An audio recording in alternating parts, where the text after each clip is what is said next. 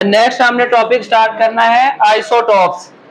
Isotopes कल भी हमने इंटरेस्टिंग इंफॉर्मेशन के अंदर पढ़ा था कि अगर एटम के न्यूक्लियस में न्यूट्रॉन्स की तादाद मुख्तलिफ हो जाए तो उससे क्या बनते हैं, आइसोटॉप्स बनते हैं। तो आइसोटॉप की डिफाइन क्या होगी कि atom of the same element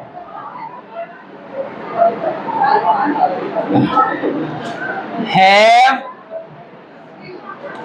same atomic number but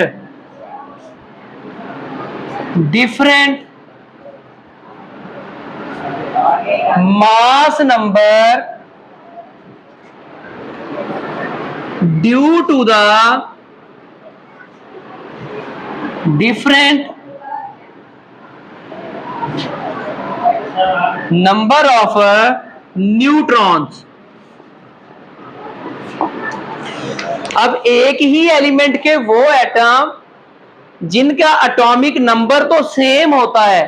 atomic number हम किसे कहते हैं, प्रोटॉन की तादाद। मतलब उनके अंदर प्रोटॉन की तादाद हमेशा एक जैसी रहती है बट डिफरेंट मास नंबर, लेकिन उनका मास नंबर जो है वो मुख्तलिफ होता है। मास नंबर हम किसे कहते थे, प्रोटॉन प्लस न्यूट्रॉन्स की तादाद को। अब क्योंकि प्रोटॉन की तादाद तो सेम है, फिर चेंज क्या हुआ, न्यूट्रॉन्स की तादाद। तो न्यूट्रॉन्स की तादाद चेंज होने की वजह से उसी एलिमेंट के एटम का मास नंबर मुख्तलिफ हो जाता है, जिसे हम क्या कहते हैं, आइसोटॉप्स कहते हैं एक दूसरे के। वो दोनों एटम एक दूसरे के आइसोटॉप होंगे। फॉर एग्जांपल, ये हमारे पास एक ही एलिमेंट है, ठीक है, उसके अंदर बहुत सारे एटम जो है वो पाए जाते हैं।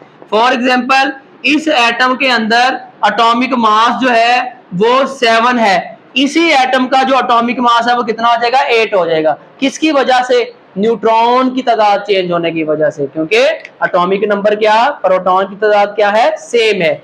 अभी हम एग्जांपल्स पढ़ेंगे। पहले नंबर पे हमने एग्जांपल्स पढ़नी है कार्बन की। अब कार्बन के 3 आइसोटॉप्स होते हैं।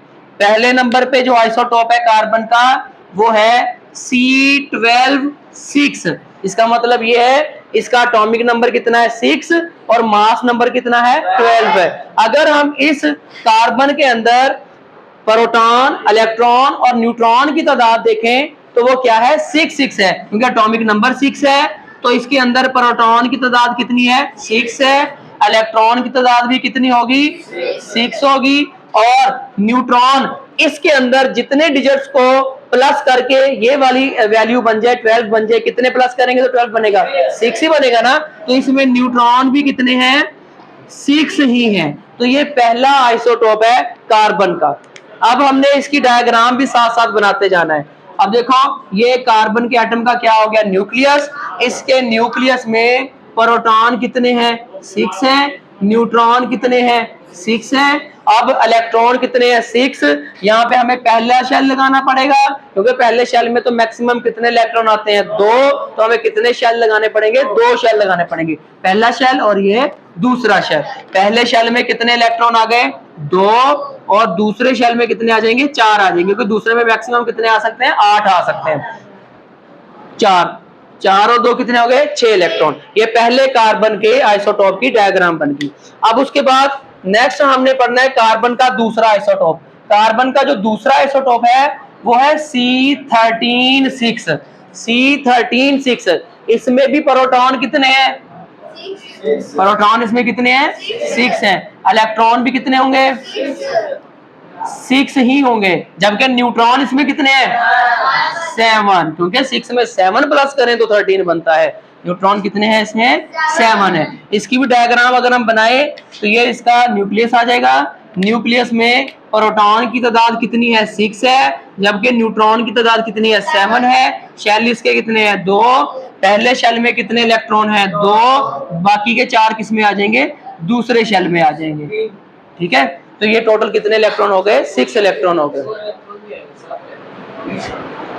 न्यूट्रॉन लिख नहीं दिए, 7 न्यूक्लियस में होते हैं न्यूट्रॉन। इलेक्ट्रॉन 6 ही रहेंगे, जितने प्रोटॉन होते हैं उतने ही उसमें इलेक्ट्रॉन होते हैं। अब तीसरे नंबर पे जो हमारा आइसोटोप है कार्बन का वो क्या है C14 6। इसमें प्रोटॉन की तादाद कितनी है? प्रोटॉन की तादाद 6 है। इलेक्ट्रॉन की तादाद कितनी है? इलेक्ट्रॉन की तादाद भी 6 है। और न्यूट्रॉन की तादाद इसमें कितनी है?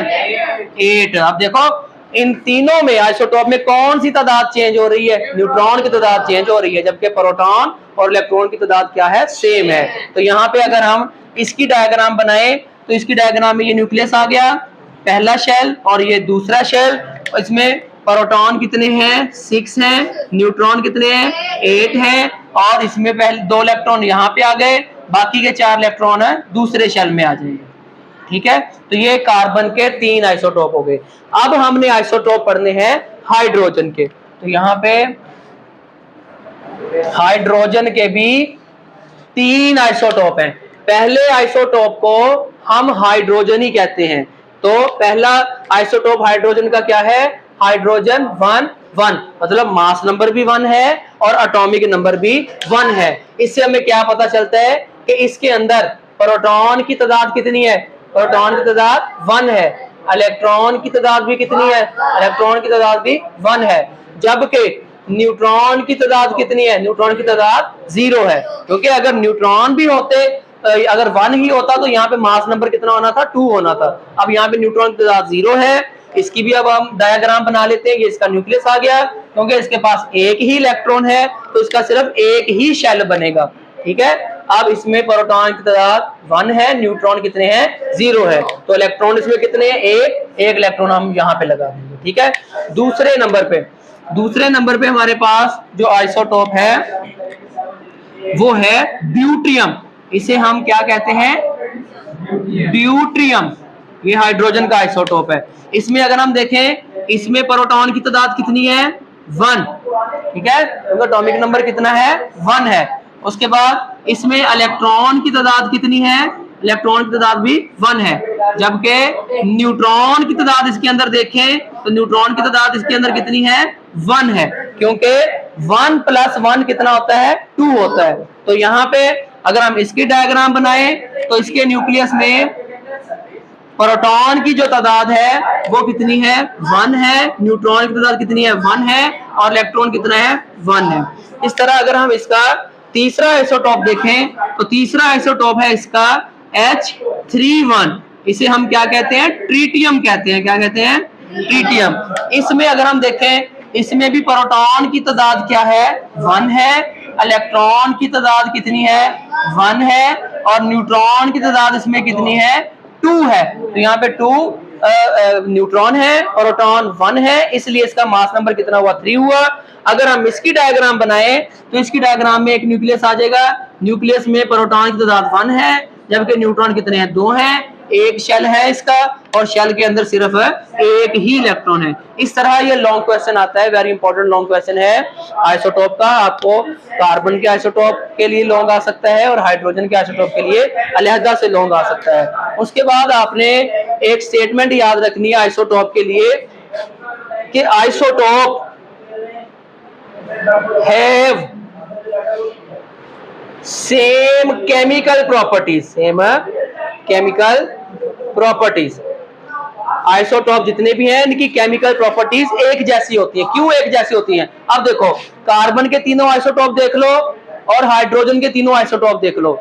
इन तीनों में इलेक्ट्रॉन की तादाद क्या है? सेम है, बिल्कुल एक जैसी है। पहला कार्बन का आइसोटोप, उसमें भी इलेक्ट्रॉन 6 हैं, दूसरे में भी 6 हैं, तीसरे में भी 6 हैं। हाइड्रोजन का पहला आइसोटोप देख लो, उसमें इलेक्ट्रॉन 1 है, दूसरे में भी इलेक्ट्रॉन 1 है, तीसरे में भी इलेक्ट्रॉन 1 है। तो केमिकल प्रॉपर्टीज आइसोटोप की सेम होती है, क्योंकि इट डिपेंड अपॉन